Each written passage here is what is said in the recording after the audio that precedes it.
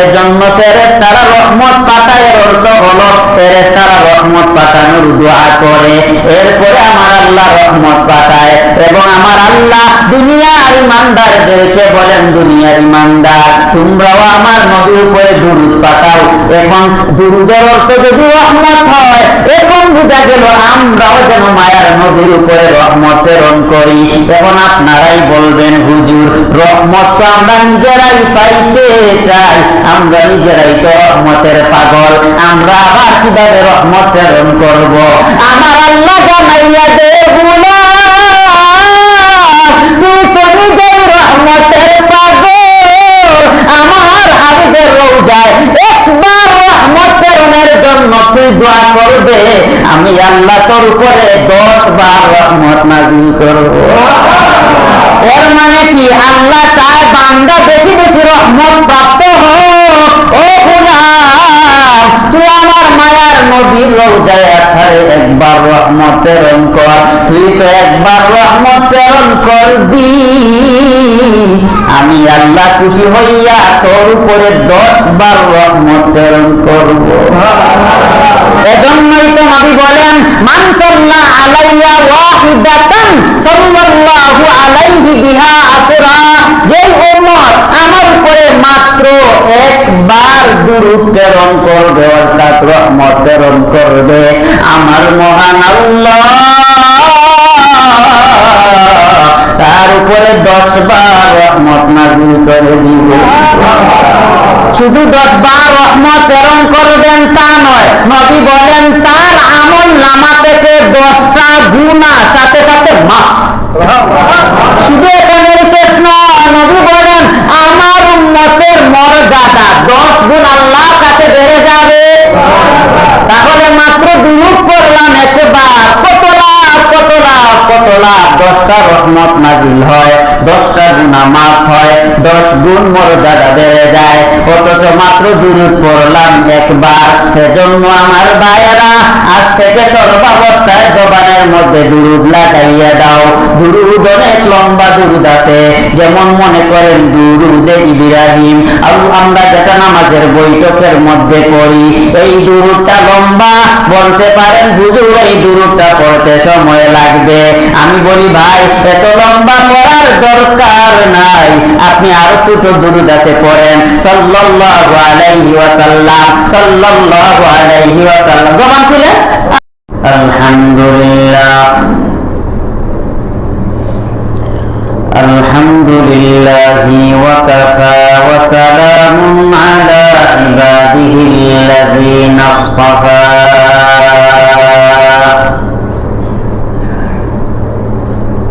আম্মা বা'দু ফাআউযু বিল্লাহি মিনাশ শাইতানির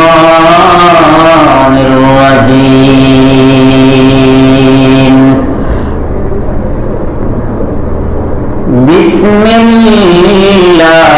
বিসমিল্লাহির রাহমানির রাহিম।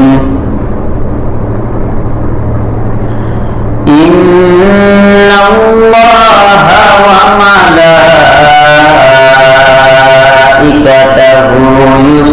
ইউসাল্লুনা আলান নাবী। ইয়া আইয়ুহাল্লাযীনা আমানু সাল্লু আলাইহি ওয়া সাল্লিমু Taslima.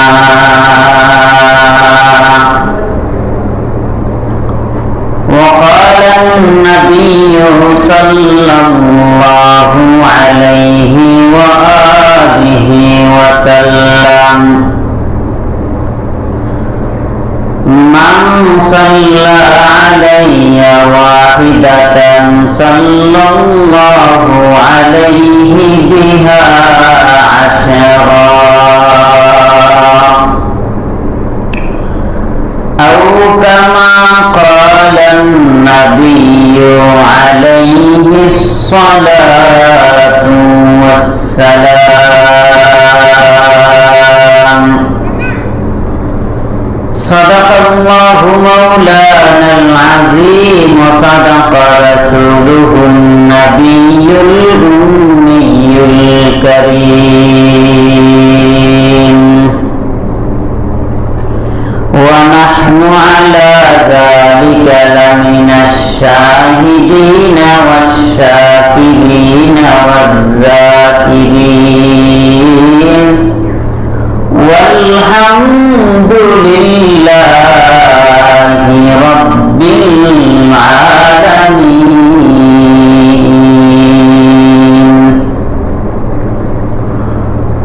Allahumma salli ala Muhammad wa ala ali Muhammad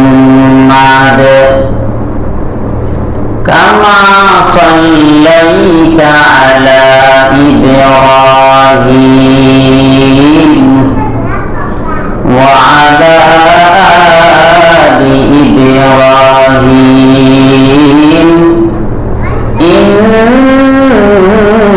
innaka hamidun majid. Allahumma barik ala Muhammad wa ala ali Muhammad kama barakta ala Ibrahim wa ala ali Ibrahim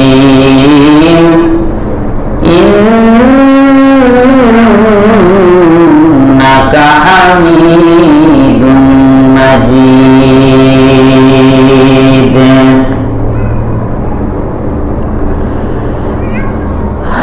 আলহামদুলিল্লাহ, আল্লাহ রাব্বুল ইজ্জতুল জালালের দরবারে শুকরিয়া জ্ঞাপন করছি যে আল্লাহ রাব্বুল আলামিন আমাদেরকে অত্যন্ত মায়া করে, মহব্বত করে, ভালোবেসে আল্লাহর ঘর মসজিদের মধ্যে আমাদেরকে আসার এবং বসার তৌফিক দান করিলেন। সেই আল্লাহ রাব্বুল আলামিনের দরবারে আমরা সকলেই জোরে সুরে আওয়াজ করে কালিমাতুশ শুকর আদায় করি, আলহামদুলিল্লাহ।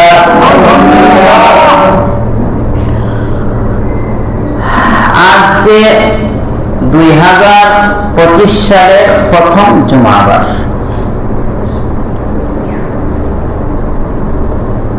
আল্লাহ সুবহানাহু ওয়া তাআলা আমাদের কাছ থেকে 2024 সালকে নিয়ে গেলেন। এর মানে জীবন থেকে একটা বছর চলে গেছে, মৃত্যুর দিকে আমরা একটু অগ্রসর হচ্ছি।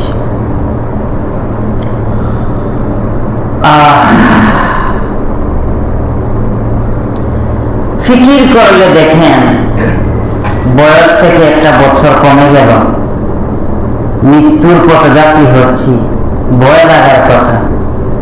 এই জায়গায় আতশবাজি কি টাস টুস টাস শব্দ, আস্তাগফিরুল্লাহ,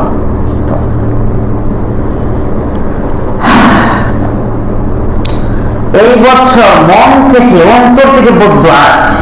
কারণ কি জানেন, নেত্রকোনা থেকে মাহফিল করে আসছি, রাতে ঘুমাবো মাদ্রাসা, আসিয়া শুনতে পারতেছি না, একদম মাদ্রাসার নিচতলা, এত আওয়াজ, বিকট আওয়াজ, অন্তর থেকে ওদের জন্য বদদুয়া আসছে। আল্লাহ, যারা আমার ঘুমকে হারাম করেছে এদের প্রত্যেকের ঘুম যেন আল্লাহ হারাম করে, অন্তর থেকে বদদুয়া আসছে। নতুন বছর এই যে আতশবাজি ফুটিয়েছে, এটা ইহুদিদের কালচার, এটা খ্রিস্টানদের আবিষ্কৃত, খ্রিস্টানরা আবিষ্কার করেছে। যে সন্তান যেটা আবিষ্কার করেছে তার জন্ম সূত্রে সমস্যা আছে, এবার একজন আবিষ্কার করেছে আর সেটা গ্রহণ করেছে আজকে মুসলমান, এটা গ্রহণ করেছে আজকে মুসলমান গ্রহণ করবে রাসূলের আদর্শ, গ্রহণ করে খ্রিস্টানদের কালচার। বড় আফসোস লাগে, বড় পরিতাপ লাগে। যাই হোক, 2025 সালের প্রথম জুমাবার আমরা আলোচনা করব নবী করিম, সবাই করুন সাল্লাল্লাহু আলাইহি ওয়াসাল্লামের উপর দুরূদ পড়া সম্পর্কে।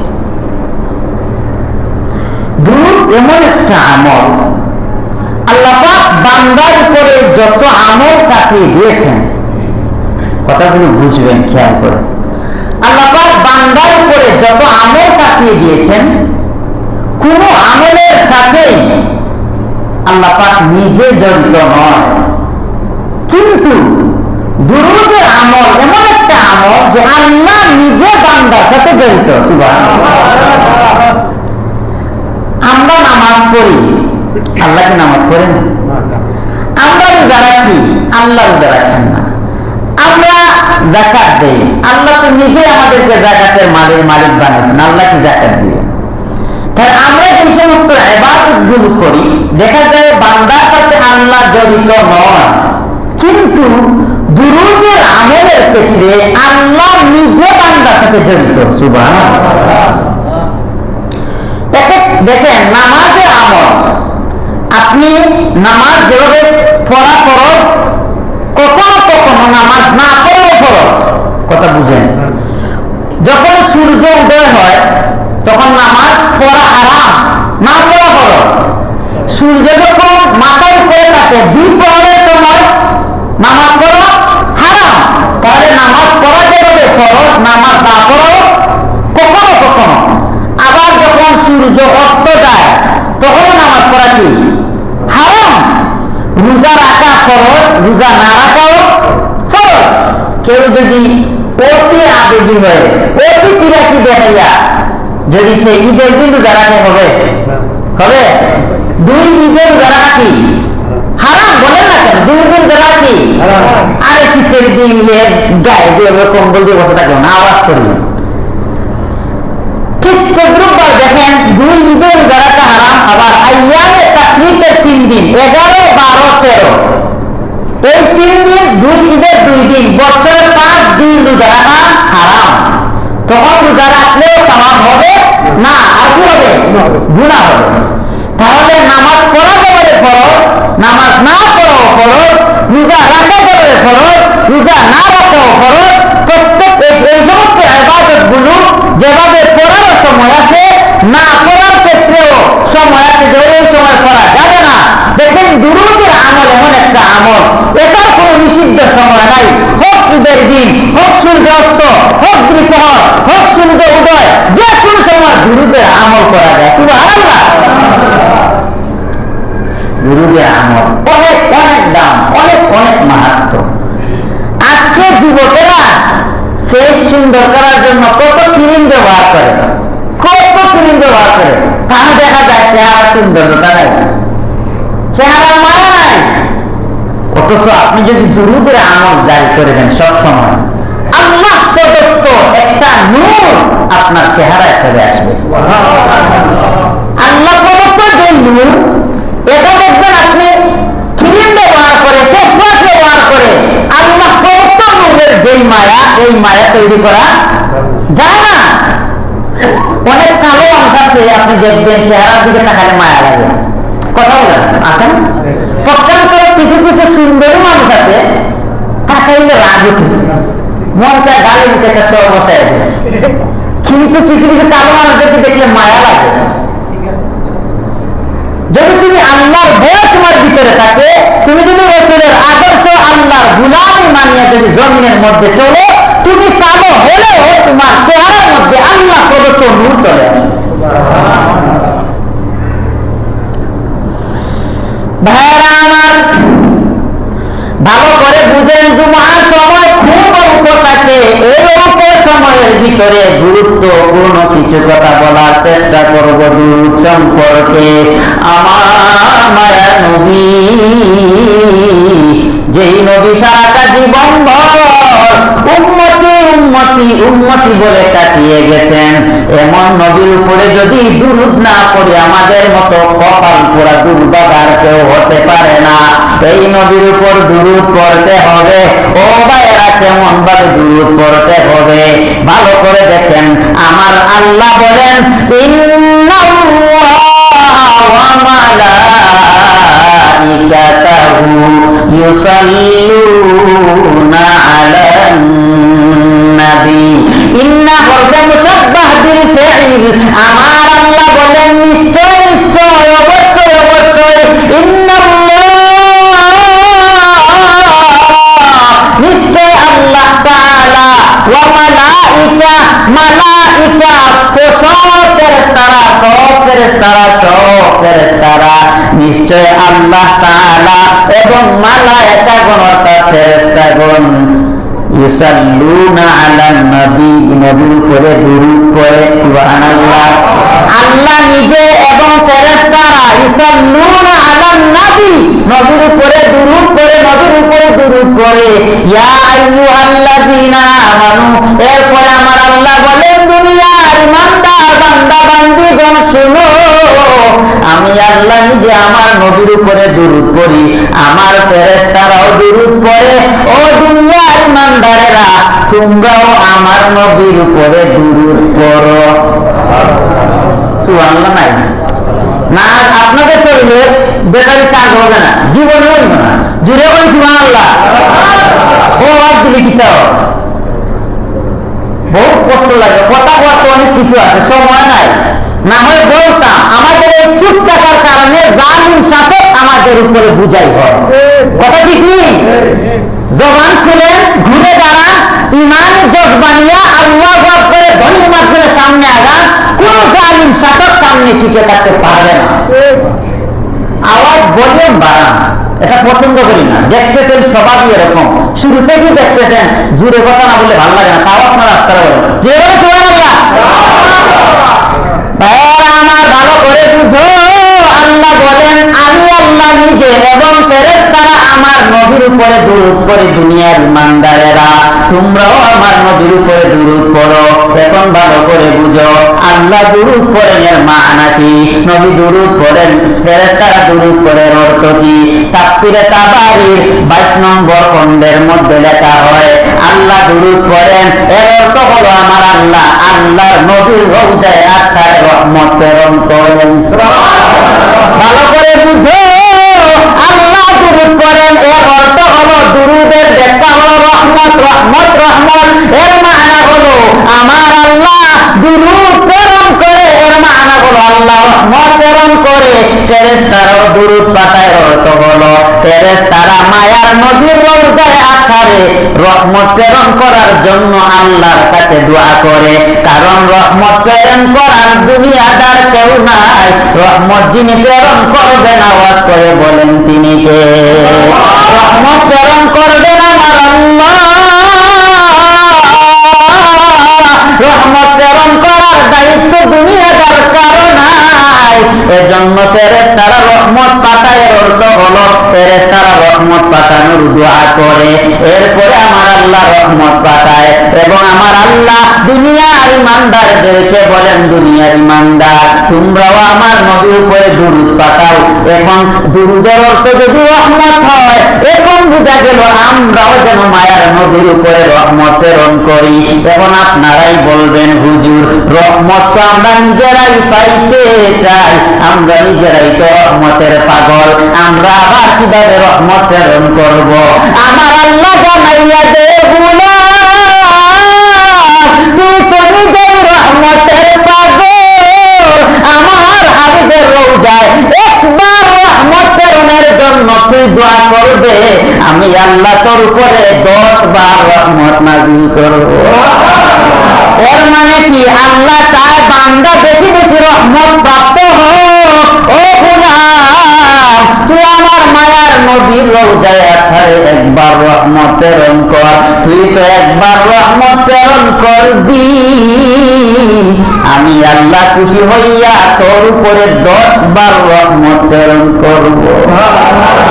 এজন্যই তো নবী বলেন, মান সাল্লা আলাইয়া ওয়াহিদাতান সাল্লাল্লাহু আলাইহি বিহা আসরা, যে উম্মত আমার উপরে মাত্র একবার দুরূদ প্রেরণ করবে, অর্থাৎ রহমত প্রেরণ করবে, আমার মহান আল্লাহ তার উপরে 10 বার রহমত নাযিল করে দিবে। শুধু 10 বার রহমত প্রেরণ করবেন তা নয়, নবী বলেন তার আমল নামা থেকে 10টা গুনাহ সাথে সাথে মাফ। শুধু এখানে শেষ নয়, নবী বলেন আমার উম্মতের মর্যাদা 10 গুণ আল্লাহর কাছে বেড়ে যাবে। তাহলে মাত্র দুরূদ পড়লাম একবার, কত লাখ কত লাখ কত লাখ 10টা রহমত নাজিল হয়, 10টা গুনাহ মাফ হয়, 10 গুণ মর্যাদা বেড়ে যায়। অথচ মাত্র দুরূদ পড়লাম একবার। এজন্য আমার ভাইয়েরা আজ থেকে সর্বাবস্থায় জবানের মধ্যে দুরূদ লাগাইয়া দাও। দুরূদ অনেক লম্বা দুরূদ আছে, যেমন মনে করেন দুরূদে ইব্রাহিম আমরা যেটা নামাজের বৈঠকের মধ্যে পড়ি, এই দুরূদটা লম্বা। বলতে পারেন হুজুর এই দুরূদটা পড়তে সময় লাগবে। আমি বলি ভাই এত লম্বা পড়ার দরকার নাই, আপনি আরো ছোট দুরূদ আছে পড়েন, সাল্লাল্লাহু আলাইহি ওয়াসাল্লাম সাল্লাল্লাহু আলাইহি ওয়াসাল্লাম। জবান খুলে আর বাবা সাল্লাল্লাহু আলাইহি ওয়াসাল্লাম সবাই পড়েন, সাল্লাল্লাহু আলাইহি ওয়াসাল্লাম। এই দুরূদটা হাসেন আর পড়তে থাকেন, এই দুরূদটা হাসেন আর পড়তে থাকো। ও আমার ভাইয়েরা, আমরা তো এই দুনিয়ার মধ্যে যারা টাকা চাইলে টাকা দেয় না, খানা চাইলে খানা দেয় না, সচরাচর আমরা এমন ব্যক্তিকে আমরা কৃপণ বলে থাকি, ঠিক নেই? কিন্তু হাদিসের পরিভাষায় যারা নবীর নাম শুনিয়া দুরূদ পড়ে না, তারাই হলো প্রকৃতপক্ষে কৃপণ। এজন্য নবীর নাম শোনা মাত্রই পড়তে হবে সাল্লাল্লাহু আলাইহি ওয়াসাল্লাম। সবাই পড়ুন সাল্লাল্লাহু আলাইহি ওয়াসাল্লাম। আমরা যারা যারা পড়লাম, পড়া মাত্রই আমলনামায় 10টা রহমত নাজিল হলো, পড়া মাত্রই আমাদের মর্যাদা 10 গুণ বেড়ে গেল, আমলনামা থেকে 10টা গুনাহ মাফ হয়ে গেল। আমার ভাইয়েরা এই দুরূদে কত আমার মায়ার নবী মসজিদে নববীর মিম্বরের মধ্যে পা রাখলেন, 3টা মিম্বরের একটা মিম্বরে পাড়া দেন আর বলেন আমিন, আর বলেন আমিন। 3টা মিম্বরে পাড়া দেন আর বলে আমিন। সাহাবায়ে কেরাম প্রশ্ন করলেন, ইয়া রাসূলুল্লাহ ইয়া হাবিবাল্লাহ, ওগো নবী আপনি তো কখনো মিম্বরে পাড়া দিয়ে ভাবে আমিন আমিন বলেন নাই, আজকে কিসের জন্য 3টা মিম্বরে পা রাখলেন আর আমিন বললেন? এবার মায়ার নবী ডাক দিয়া বলে, ও সাহাবায়ে কেরাম, আমি যখন প্রথম মিম্বরের মধ্যে পাড়া দিলাম, এমনিতেই জিবরিল আমিন আমার কাছে চলে আসছে। জিবরিল আমিন আসিয়া বলে, ও নবী গো, যারা রমাদান মাস পাইল, রমাদান মাস পাইয়া তার জিন্দেগি থেকে গুনাহ খাতা মাফ করাইতে পারলো না, তার উপরে আল্লাহর লানত বর্ষিত হয়। সাথে সাথে নবী বললেন আমিন। আমি যখন দ্বিতীয় মিম্বরে পা দিলাম, এভাবে আমাকে আবার জিবরিল আমিন আসিয়া বলে, নবী গো, যারা আপনি নবীর নাম শুনলো, আপনি নবীর নাম শুনিয়া আপনার উপরে দুরূদ পড়লো না, আমার আল্লাহ তার উপর লানত অভিশাপ প্রেরণ করেন। নবী বলেন আমি বললাম আমিন। আমি যখন তৃতীয় মিম্বরে পা দিলাম, এমনিতেই জিবরিল আমিন আসিয়া বলে, নবী গো, যারা মা বাবাকে বৃদ্ধ বয়সে পাইলো, মা বাবার খেদমত করে, মা বাবার খেদমত করে জান্নাত হাসিল করতে পারলো না, তার উপরে আল্লাহর লানত। নবী বলেন আমি বললাম আমিন। ও আমার ভাইয়েরা, একটু নাকি আওয়াজ করে বলে, নবীর নাম শুনিয়া যদি দুরূদ না পড়ি, যিনি লানত বর্ষিত করেন তিনি কে? আল্লাহ লানত বর্ষিত করে।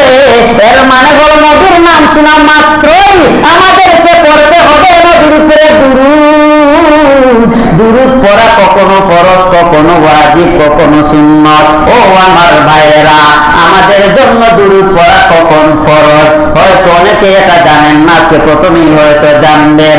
একটা মানুষের জন্ম থেকে নিয়ে মৃত্যুর আগ পর্যন্ত এই সময়ের ভিতরে জীবনে একবার হলেও নবীর উপরে দুরূদ পড়া ফরজ। বুঝছেন আমার কথা? জীবনে একবার হলেও নবীর উপরে দুরূদ পড়া কি ফরজ, তখন হয় ওয়াজিব। মনে করেন এই মজলিসের মধ্যে আমি নবীর নাম প্রথম উচ্চারণ করেছি, প্রথম একটা মজলিসে রাসূলের নাম একটা মজলিসে প্রথম উচ্চারণ করার সাথে সাথে সকলের জন্য রাসূলের উপরে দুরূদ পড়া হয় ওয়াজিব। তখন যদি আপনারা না পড়েন কি হবে? গুনাহগার হবেন। নবীর উপরে দুরূদ পড়া যাবে তো ইনশাআল্লাহ। ভাইরা আমার বুঝো, ভালো করে বুঝো। আল্লাহ নবীর কাছে সাহাবায়ে কেরাম প্রশ্ন করলেন, ইয়া রাসূলুল্লাহ, ইয়া হাবিবাল্লাহ, আমরা আপনার উপর কিভাবে দুরূদ পাঠ করব? ও নবী গো, আমরা তো জানি না আপনার উপর কিভাবে দুরূদ পাঠ করব। মায়া নবী আমার তাদেরকে দুরূদ শিখাইয়া দিলেন। আল্লাহর নবী তাদেরকে যেই দুরূদ শিখাইলেন, আমরা নামাজের মধ্যে যেই দুরূদ পড়ি, সকলে একটু আওয়াজ করে দুরূদটা পড়েন। আল্লাহুম্মা সাল্লি আলা মুহাম্মাদ ওয়া আলা আলি মুহাম্মাদ কামা সাল্লাইতা আলা ইব্রাহিম ওয়া আলা আলি ইব্রাহিম ইন্নাকা হামিদুম মাজিদ। এই দুরূদের অর্থ কি? আমার মায়ার নবী শিখাইয়া দিছে, ও উম্মতেরা, তোমরা দুরূদ ইব্রাহিমটা পড়ো। এই দুরূদের অর্থের দিকে একটু খেয়াল করেন। আল্লাহুম্মা সাল্লি আলা মুহাম্মাদ, হে আল্লাহ তুমি মুহাম্মাদের উপর রহমত প্রেরণ করো। সুবহানাল্লাহ। হে আল্লাহ মুহাম্মাদের উপর রহমত প্রেরণ করো। ওয়া আলা আলি মুহাম্মাদ, মুহাম্মাদের পরিবার পরিজন পরিবার বর্গের উপর রহমত প্রেরণ করো। এরপরে বাবা একটু সামনে আগান। ওয়া আলা আলি মুহাম্মাদ কামা সাল্লাইতা, আপনি যেভাবে রহমত প্রেরণ করেছেন আলা ইব্রাহিম, ইব্রাহিম আলাইহিস সালাতু ওয়াস সালামের উপর। ওয়া আলা আলি ইব্রাহিম, এবং ইব্রাহিম আলাইহিস সালাতু ওয়াস সালামের পরিবার পরিজনদের উপর আপনি যেভাবে রহমত প্রেরণ করেছেন, ঠিক তদ্রূপ নবীর উপর আপনি রহমত প্রেরণ করুন। ইন্নাকা হামিদুম মাজিদ, আপনি তো প্রশংসিত, আপনি তো মর্যাদাবান। 2 নাম্বার, আল্লাহুম্মা বারিক আলা মুহাম্মাদ, হে আল্লাহ তুমি মুহাম্মাদের উপর বরকত নাযিল করো। সুবহানাল্লাহ। ওয়া আলা আলি মুহাম্মাদ, এবং মুহাম্মাদের পরিবার পরিজনদের উপর বরকত নাযিল করো। কামা বারাকতা, যেমন আপনি বরকত নাযিল করেছেন আলা ইব্রাহিম, ইব্রাহিম আলাইহিস সালাতু ওয়াস সালামের উপর। ওয়া আলা আলি ইব্রাহিম, এবং ইব্রাহিম আলাইহিস সালাতু ওয়াস সালামের পরিবার পরিজনদের উপর। ওয়া আলা আলি ইব্রাহিম ইন্নাকা হামিদুম মাজিদ, হে আল্লাহ আপনি তো প্রশংসিত মর্যাদাবান। ও আমার ভাইরা, এটাই মায়ার নবী সাহাবায়ে কেরামদেরকে শিখাইলেন। ও সাহাবায়ে কেরাম, তোমরা এই দুরূদটা পড়বা মাত্র একবার, আমার আল্লাহ রহমত নাযিল করবেন 10 বার। আমরা যখন মসজিদে ঢুকি কি করি? পড়ি কি? পারেন না দোয়াটা? কি পড়ি দোয়া বলেন তো? কিছু মানুষের পারে, বাকি অনেকে আছে জিজ্ঞেস করে পারবে না, অনেকে আছে। আল্লাহুম্মা ফতাহলি আবওয়াবা রাহমাতিক, কথা বুঝেন? আল্লাহুম্মা ফতাহলি, হে আল্লাহ আমার জন্য খুলে দাও, খুলে দাও। কি খুলে দাও? আবওয়াবা রাহমাতিক, রহমতের দরজাগুলো খুলে দাও। আচ্ছা, এই বাচ্চাদেরকে বলতে কথা বলতে, রহমতের দরজা খোলা হবে। এই রহমতের দরজা কিভাবে খোলা হবে? আল্লাহ এটাই বুঝাইতে চায়। মসজিদে তুমি ঢুকবা, মসজিদে ঢুকিয়া দোয়া করবা, আল্লাহ রহমতের দরজা খুলে দাও। রহমতের দরজা কিভাবে খুলবে? নবীর উপরে দুরূদ পড়ে, বা আমি আল্লাহ রহমতের দরজা খুলে দিব 10 বার। হ্যাঁ, অনেক দাম, অনেক দাম, জানি না, করি না, কৃপণতা করি। এই যে আমি খুতবায় দুরূদ পড়েছি, আপনারা চুপ ছিলেন, এটা কৃপণতা, এটা কৃপণতা। রাসূলের নাম শুনিয়া যে দুরূদ পড়ে না, সে সবচাইতে বেশি কৃপণ। ভাইয়েরা আমার, এখানে তো পানির বোতল নাই, তাও একটু বুঝাই, শুনেন, এনা লাগবে না, না পানি খাইব না, বুঝানোর জন্য শুনেন। একটা পানির বোতলে যখন পানি থাকে, এই পানিটা সংরক্ষিত থাকে, কথা ঠিক না? এখানে যদি পানিটা আমি ঢেলে দেই, পানিটা ভেসে যাবে, যাবে না? আর পানিটা যদি বোতলের ভিতরে থাকে, এটা সংরক্ষিত থাকে, ব্রেকেট থাকে, ঠিক না?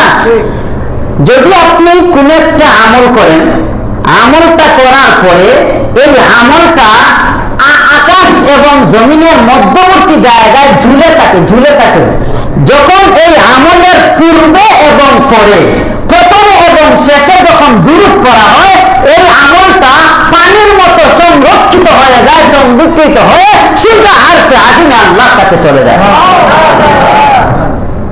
এজন্য দেখবেন আমি যখন দোয়া করি প্রথমে কি বলি, আলহামদুলিল্লাহি রাব্বিল আলামিন ওয়াল আকিবাতু লিল মুত্তাকিন ওয়াস সালাতু ওয়াস সালামু আলা সাইয়্যিদিল আমবিয়া ওয়াল মুরসালিন ওয়াস সালাতু ওয়াস সালাম। এটা হলো দুরূদ।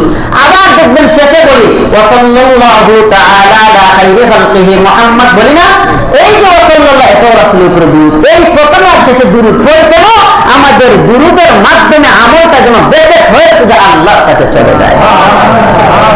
ভাইরা আমার, এই দুরূদের কত দাম! দুরূদের আমল সারাটা লম্বা সময় থেকে যদি বয়ান করি, দুরূদের আমলের বয়ান করে শেষ করা যাবে না। অনেক অনেক অনেক অনেক অনেক অনেক বেশি দাম দুরূদের আমল। এজন্য আমার ভাইয়েরা আজ থেকে নিয়ত করে নাও, প্রতিটা দিন অন্তত পক্ষে নিম্নে 11 বার দুরূদ পড়ব, নিম্নে 11 বার। কারণ হলো ফেরেশতাদের গণার, ফেরেশতাদের একটা তবিয়ত হলো তারা গনতে গনতে গনতে গনতে 10-এ পৌঁছে ভালো করে বুঝে 1 2 3 এরকম করে করে 10-এ পৌঁছে। এরপরে যদি কেউ পড়ে এটার সংখ্যা তারা এভাবে দিয়ে দেয়, হায় হায় অনেক পড়েছে অনেক পড়েছে অনেক পড়েছে। আপনি যখন 11 বার দুরূদ পড়বা আল্লাহর কাছে ফেরেশতারা চলে যাবে। কারণ হলো আমার আল্লাহ উনার নিজের নাম নিলে আল্লাহ যতখানি খুশি হয়, নবীর উপরে দুরূদ পড়লে আমার আল্লাহ তার থেকেও বেশি খুশি হয়ে যায়। ও আমার ভাইরা, যখন আল্লাহর কাছে চলে যাবে আল্লাহ বলবেন আমার গোলাম কতটুকু দুরূদ পড়েছে। ফেরেশতারা বলবে আল্লাহ অনেক পড়েছে অনেক পড়েছে, যার কোনো হিসাব নাই, 10-এর অনেক বেশি পড়েছে। কারণ হলো 10 পর্যন্ত গণেছে, এরপরে যখন আপনি একবার পড়েছে সেটা গণে নাই, সেটার হিসাব এবার চলে আসছে অনেক পড়েছে অনেক পড়েছে। এজন্য সবসময় নিম্নে হলে 11 বার দুরূদ পড়বা, সর্বোচ্চ 100 বার দুরূদ পড়বা। রাত্রিবেলা যখন ঘুমাইবা ডান দিকে কাঁধ দিয়া 11 বার দুরূদ পড়ে ঘুমাইবা, 11 বার দুরূদ পড়ে ঘুমাইবা। যখন তুমি রাত্রিবেলা ঘুমানোর সময় 11 বার দুরূদ পড়িয়া ঘুমাইবা। চলতে থাকবে চলতে থাকবে চলতে থাকবে, হঠাৎ করে একদিন নবীর সাথে দিদার নসিব হয়ে যাবে। ও আমার ভাইয়েরা, নবীর উপরে দুরূদ পড়লে নবীর দিদার নসিব হয়। এমনকি কিয়ামতের দিন আমার মায়ার নবীর নিকটবর্তী যারা থাকবে তারা হলো দুরূদ পড়নেওয়ালা উম্মত।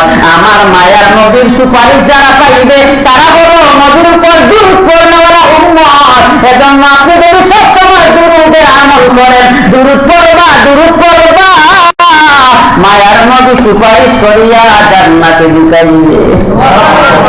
ও আমার ভাইরা, এজন্য বেশি বেশি করে দুরূদ পড়ো, বেশি বেশি করে দুরূদের আমল করো। এই দুরূদের কত দাম! তানবীহুল গাফিলিন নামক কিতাবের মধ্যে একটা ঘটনা বর্ণনা করা হয়। এক মহিলা তার সন্তানকে, তার একটা কন্যা সন্তানকে 17 থেকে 18 বছর বয়সে তার একটা কন্যা সন্তানকে হারাইছে। ও আমার ভাইয়েরা, মহিলাটার স্বামী দুনিয়াতে নাই, একটা কন্যা দিকে তাকাইয়া দ্বিতীয় বিবাহ বসে নাই। এই জমিনের মধ্যে আপনারা দেখবেন অনেক মা এমন আছে একটা সন্তান দুনিয়াতে আসার পর স্বামী মারা গেছে, এই সন্তানের দিকে তাকাইয়া দ্বিতীয় বিবাহ আর বসে নাই। এই সন্তানের মায়া, সন্তানের ভালোবাসায় ঠিক তো দুরূহভাবে ওই মহিলার যখন একটা কন্যা সন্তান আল্লাহ দান করলেন, 16-17 বছর বয়সে যখন এই কন্যা সন্তানটা দুনিয়া থেকে চলে গেল, এই মহিলার কষ্ট কত বেশি সেটা তো আর বয়ান করে বুঝাইতে হয় না। মা বাবা যারা আছে সন্তান হারাইলে তারাই বুঝে কত কষ্ট কত ব্যথা।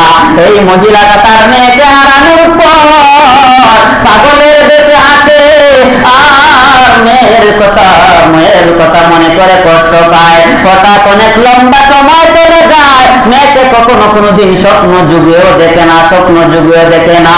এক পর্যায়ে কিছু আলিমদের কাছে যায়, আলিমদের কাছে গিয়া আলিমদেরকে বলে আমি আমার মেয়েকে হারাইলাম, আজ পর্যন্ত আমার কলিজার টুকরা মেয়েকে চোখে দেখতে পারি নাই, আমি আমার মেয়েকে কিভাবে দেখবো, এমন একটা আমল দাও।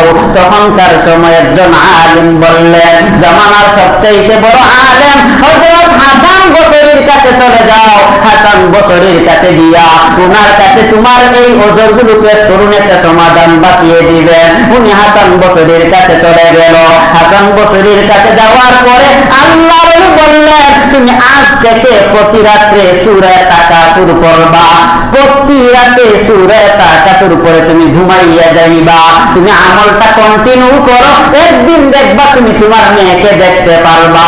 এই মহিলাটা চলে আসলো, প্রতি রাত ঘুমানোর সময় তাকাসুরের আমল করে, আল্লাহ কুমত তাকাসুর এটার আমল করে।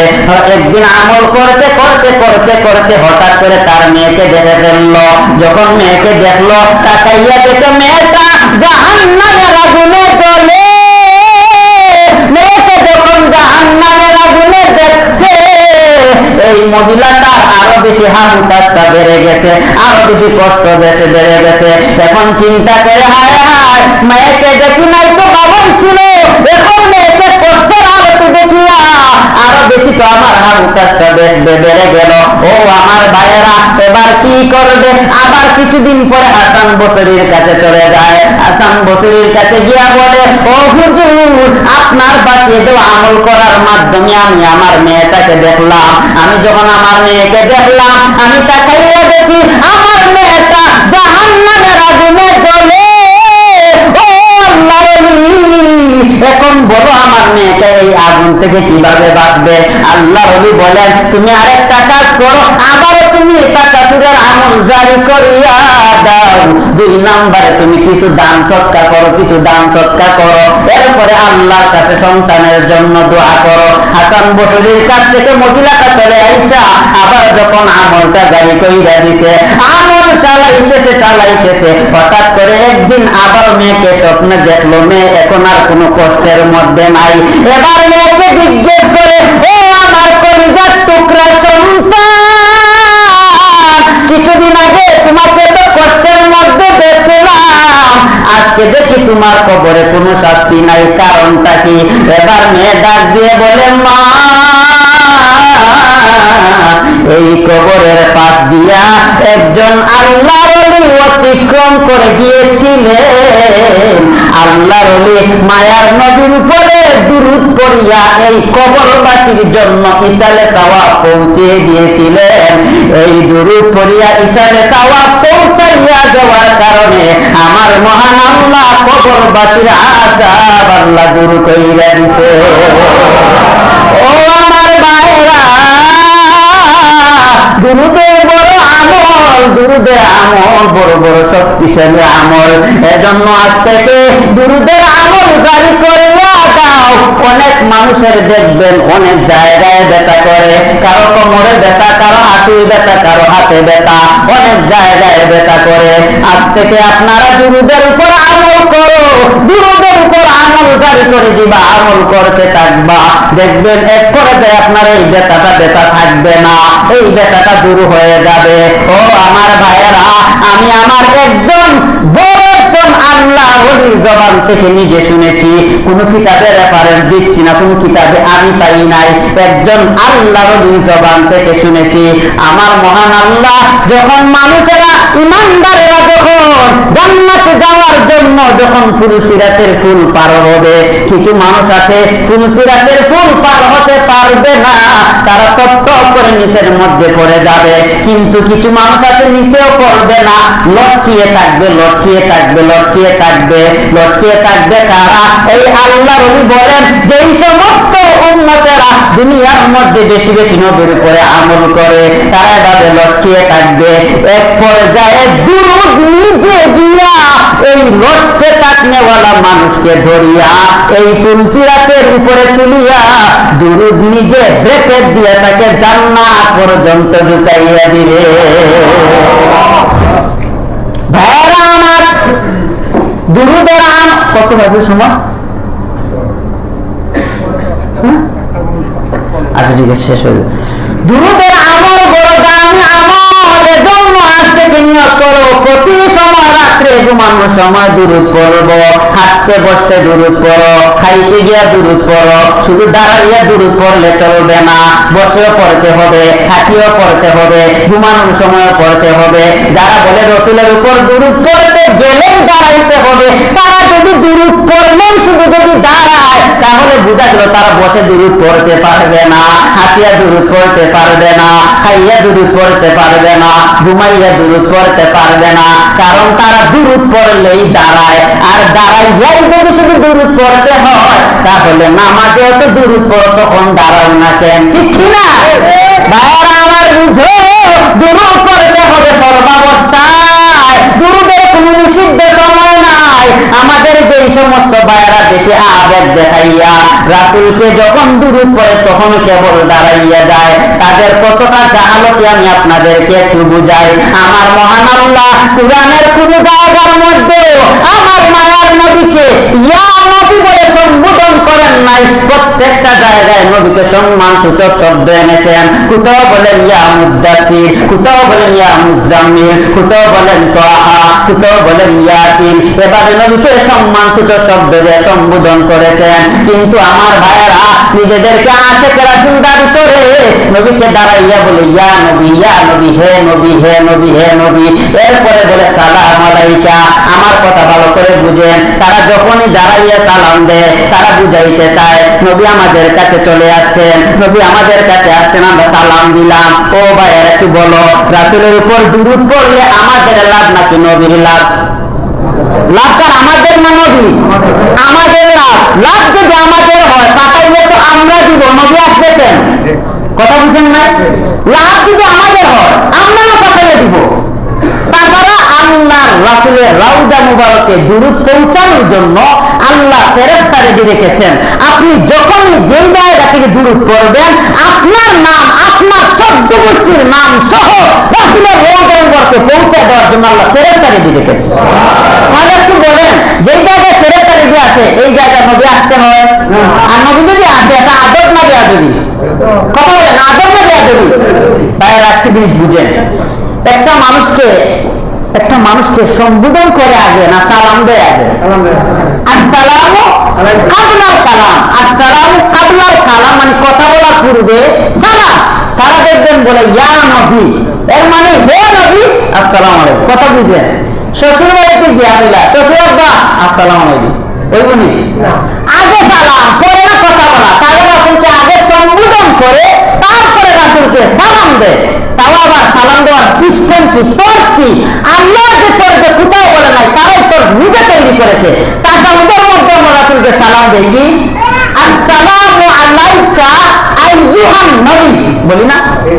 আইয়ুহান নবী না ইয়া নবী? একটা সিস্টেম আছে, পদ্ধতি আছে, আদব আছে। তাছাড়া দাঁড়াইলেই কেবল রাসূলকে সালাম দিতে হবে, আর কোন অবস্থা দেওয়া যাবে না।